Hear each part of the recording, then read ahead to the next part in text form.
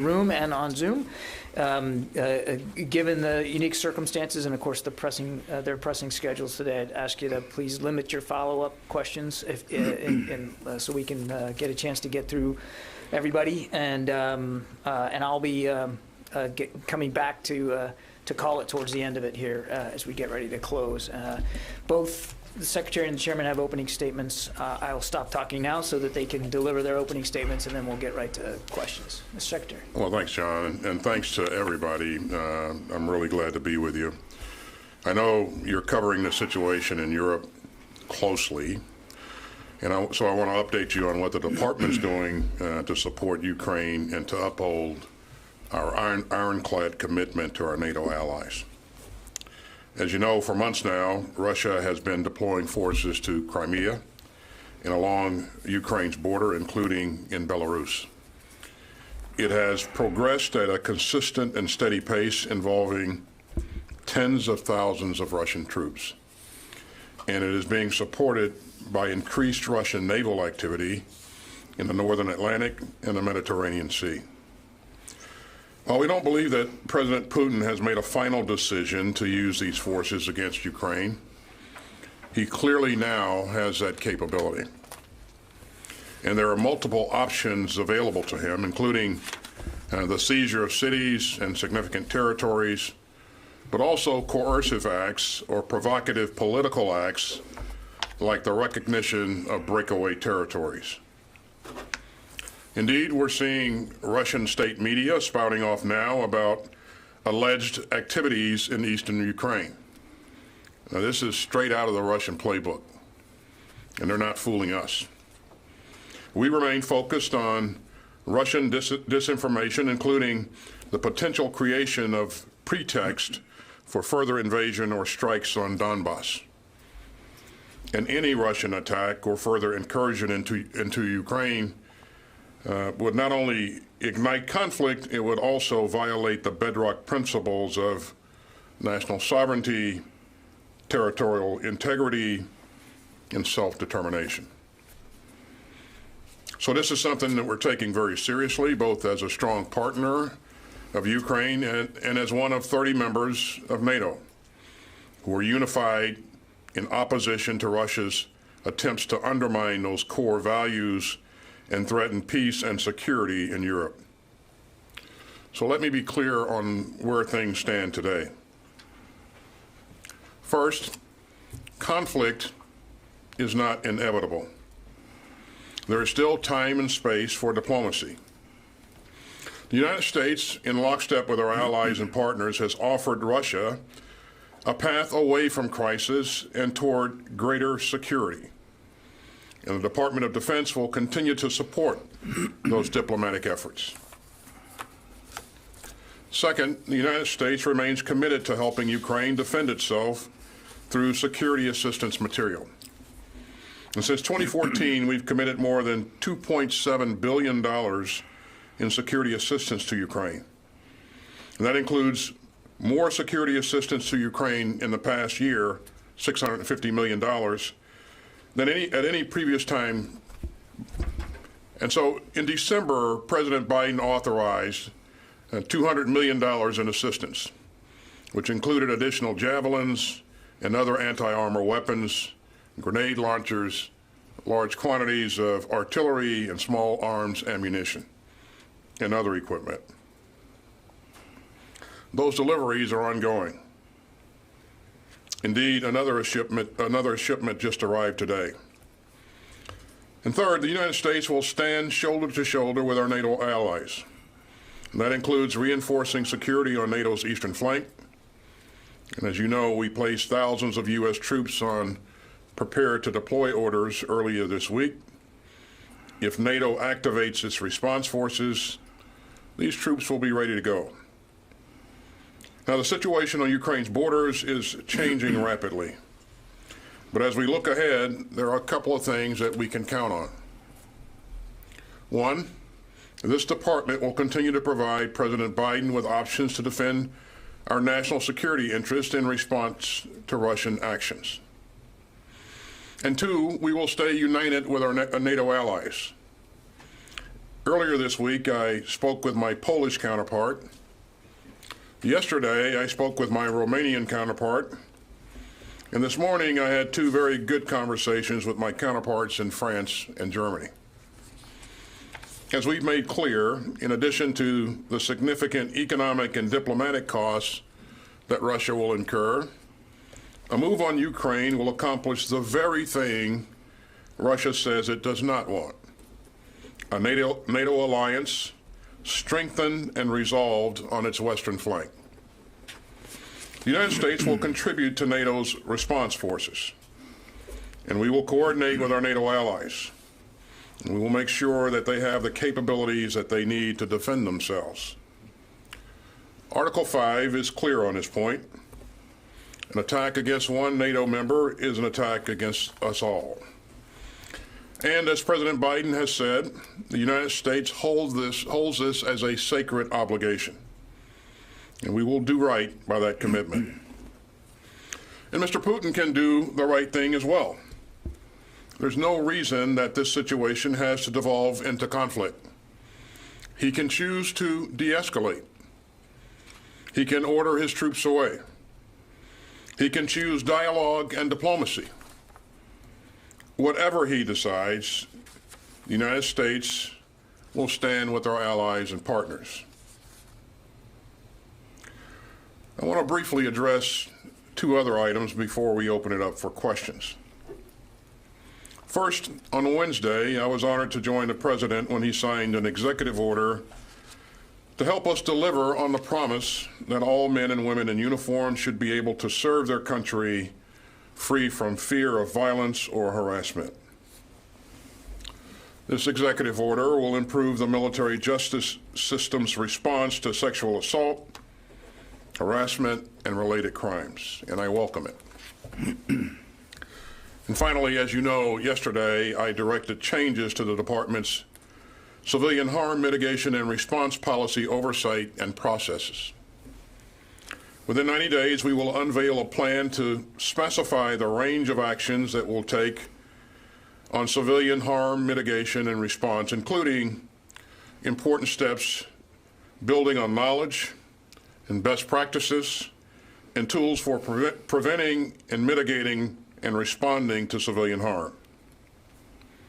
But I also ordered some immediate steps, including the establishment of a Civilian Harm Center of Excellence, reporting to me, that will compel us to learn from our mistakes and to make changes in stride. I know personally how hard we work to avoid civilian harm and to abide by the law of armed conflict. But I've also said that we need to do better, and we will. This is a priority for me, and we will ensure that we are transparent as we continue this important work. Until now, I'll turn it over to the chairman for his thoughts. Thanks, Secretary, and good afternoon to everyone, and I appreciate having an opportunity to address all of you. Ukraine has the right to be independent, and they have been an independent country since 1991. Russia signed the Budapest Memorandum in 1994 with the United States and Great Britain that guaranteed the territorial integrity and sovereignty of Ukraine. It's the policy of the United States government to continue to support an independent Ukraine in their goals, and we are continuing our effort to enhance their ability to protect themselves. We strongly encourage Russia to stand down and to pursue a resolution through diplomacy. Armed force should always be the last resort. Success here is through dialogue. The Russian Federation has amassed upwards, at this time, of over 100,000 ground forces, air forces, naval forces, special forces, cyber, electronic warfare, command and control, logistics, engineers, and other capabilities along the Ukraine border. Ukraine is the second largest country in Europe, with a population of 44 million. It's divided in the middle by the river Dnipro. Prominent terrain includes flat, open plains, and there are abundance of rivers and lakes, and there's a high water table. And when that high water table freezes, it makes it for optimal conditions for cross-country tracked and wheeled vehicle maneuver. The city of Kiev has a population of nearly 3 million people. Other major population centers include Kharkiv or Kharkov, Donetsk, Odessa, Dnipro, and Lviv in the west. There are many people and highly dense population centers throughout Ukraine. And if war were to break out on a scale and scope that is possible, the civilian population will suffer immensely. The Ukraine military has about 150,000 active duty service members, with many more in the reserves.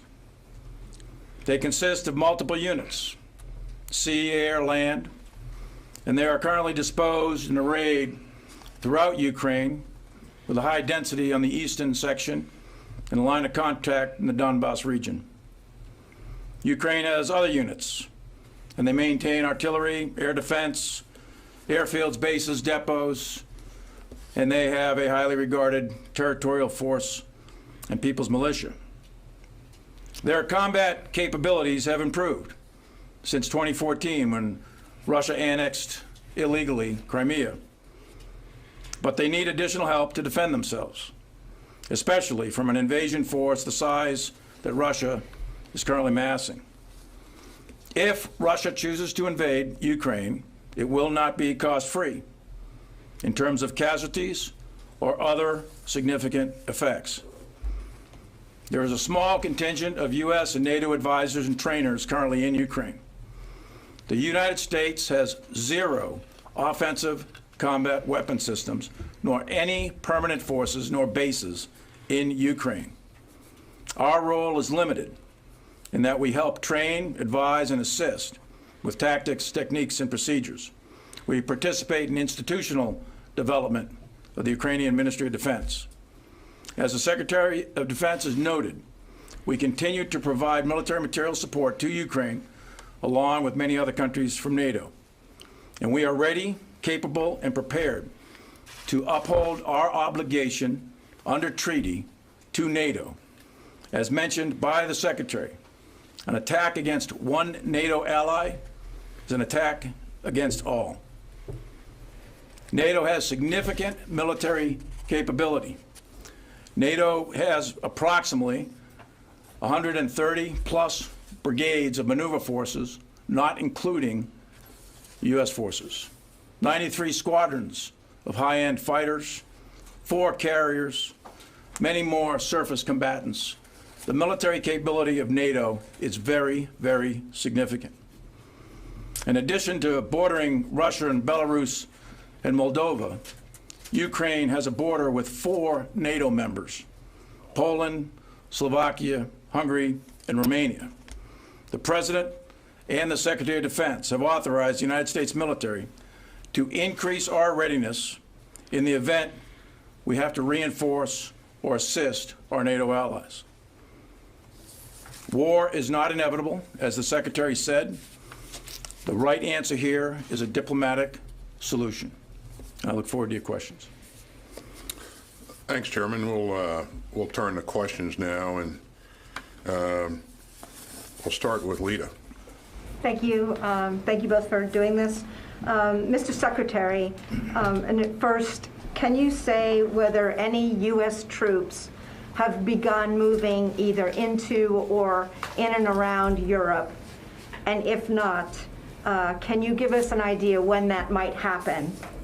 And then secondarily, how much risk is it to send additional U.S. troops to the eastern flank? Russia, even today, has said they see little room for compromise right now. Does sending additional U.S. forces to that region hand Putin an excuse to make an incursion into Ukraine? Well, thanks, Lita. You know, I think you can assume that any time that we think about troop movements, we always consider the impact that that's going to have on leaders' minds and their decision making. I just make 2 points, and you raised this earlier. We haven't actually moved any troops. We put troops on higher alert.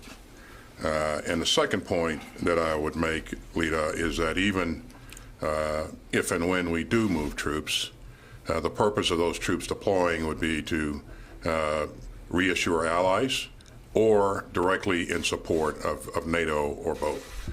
So I think that, again, before we make any decisions on readiness or movement of troops, we always take those things into mind. What other leaders, the impact on other leaders. Mr. Chairman. Yeah, I just echo what the Secretary said. We haven't deployed anybody. We haven't moved anybody yet. We're just increasing our readiness levels. And I think in terms of your question about provocation with respect to Russia, that would depend on the size, scale, scope, and type of forces that were deployed as to whether or not that was provocative to Russia. We certainly have no intent whatsoever that I'm aware of putting offensive forces to attack Russia, and I don't think that's NATO's intent at all. This is entirely engineered by Russia and President Putin as an overt act of coercion against Ukraine. We'll go to the phone now. John, I think Helene is up, Helene Cooper. Yes, sir. And so we'll go to Helene next. Hi, thank you, Secretary Austin and General Milley, for doing this.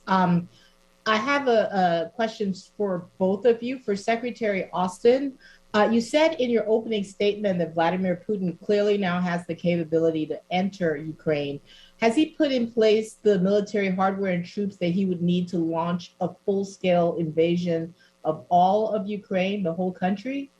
And for both you and General Milley, both of you have been military officers for 4 decades. You served in the Gulf War, in Iraq, and Afghanistan after 9/11. You've seen North Korea and Iran pursue their own nuclear ambitions. I'm wondering, does this feel different to you? How would you characterize this crisis with Ukraine and Russia in terms of its potential to spark a great power conflict? Well, in terms of whether or not he has enough forces to conduct a full-scale invasion, Helene, you heard the chairman say earlier that he's got north of 100,000 troops in the border region. That gives him a number of options. And what he's done as he's continued to move troops and resources into the region is increase his options. And so we won't predict where his decisions will take him, but we remain concerned about the range of options that he could pursue, and we'll stay focused on his problem set. And I'll turn to the chairman there for his thoughts. Yeah, in terms of the size of the forces that are amassed right now, they could. It's potential. We don't think there's been a decision, as the Secretary already made that point. But sure, with 100,000 troops, and you've got combined arms formations, ground maneuver, artillery, rockets, you got air, and all the other piece parts that go with it. There's a potential that they could launch on very, very little warning. That's possible. And there's a wide scale of options that are available to Russian leadership. And the best option they should pick, in my view, is a diplomatic solution to resolve whatever differences they have. In terms of how this feels, Helene, your second part of the question, as we look at that number of troops and that amount of hardware that's in the border region, it far and away exceeds what we typically see them do for exercises. And so it's very concerning. Where this could lead us in terms of a type of conflict, or where it could put the region in terms of future activities, I won't bother to speculate on that, Helene. I would just say that we're focused on making sure that we do our part to provide the president options to support and reinforce NATO if, in fact, he does make a decision that to invade Ukraine. So. And Helene, does it feel different? Sure, it does feel different in terms of what we've seen in the past of Russian exercises, et cetera.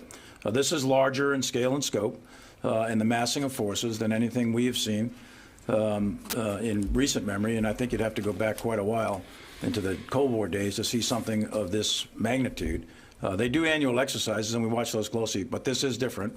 So we'll continue to monitor it very, very closely. But yes, it does feel different. We'll come back to the room and go out to David. Since the president has ruled out sending U.S. troops into Ukraine, does that mean that the U.S. military would not be used if an evacuation of Kiev became necessary? As you've indicated, David, the president's been real clear that he does not intend to put combat troops into Ukraine for the purpose of conducting combat operations. Any troops that we deploy, if we deploy troops to the region, or those troops that are already in the region, have multiple capabilities. And so as we conduct our planning, we always look at a range of options that we may have to pursue.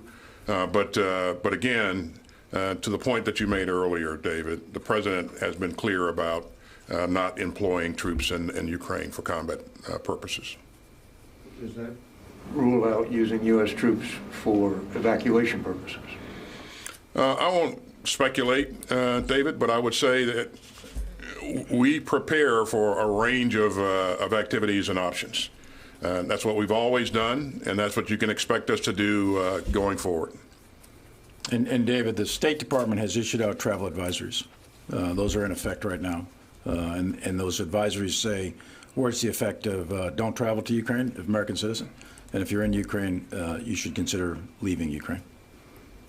And you can go to the State Department website and see what they've put out. There were similar advisories before Afghanistan, too. And it didn't forestall an evacuation crisis. That's also correct.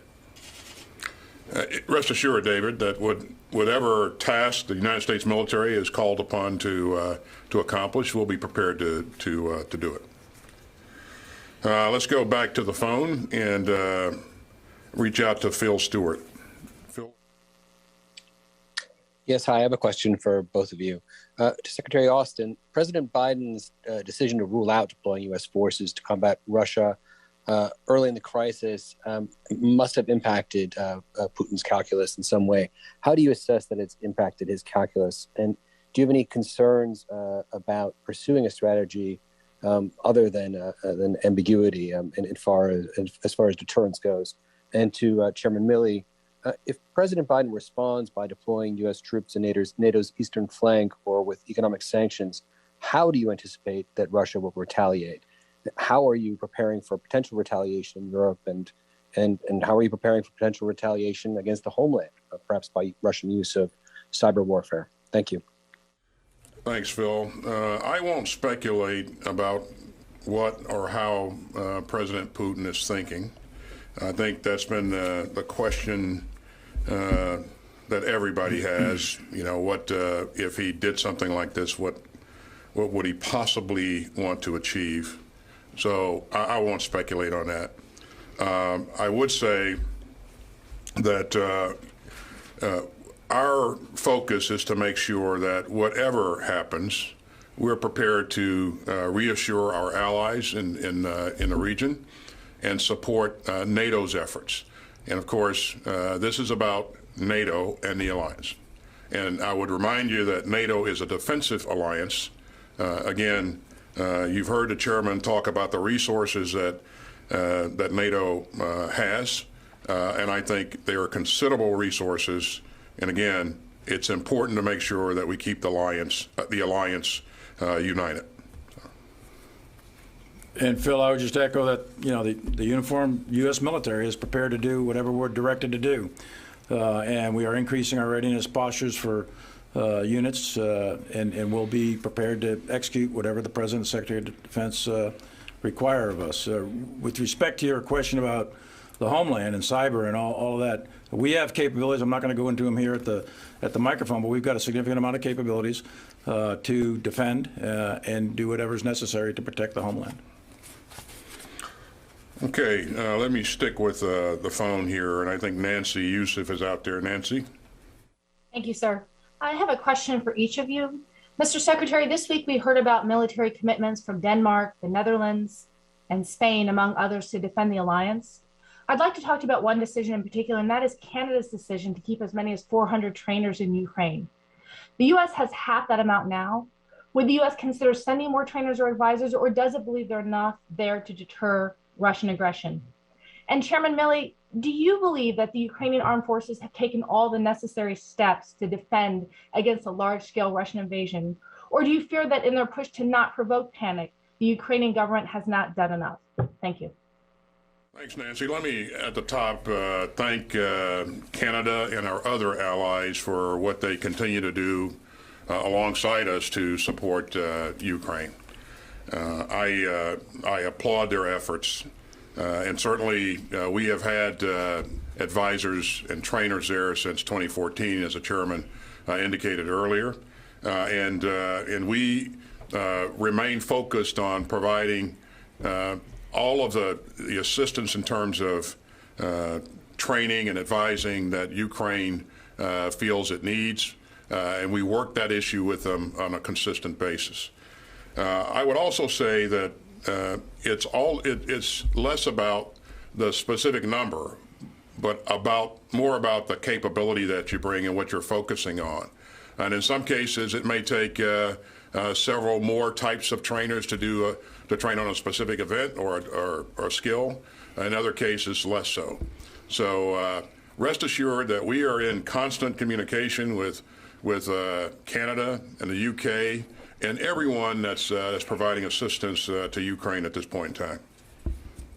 And for me, I'm not going to comment on the composition and the disposition and the readiness of the Ukraine forces in any kind of detail.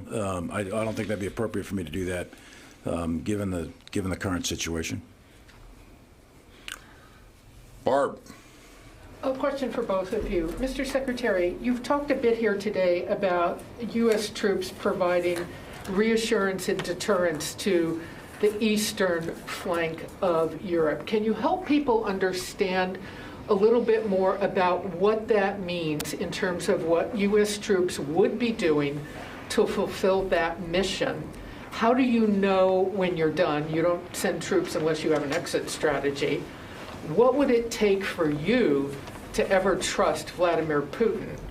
And General Milley, you laid out some pretty dire scenarios if the Russians decided to make that full move.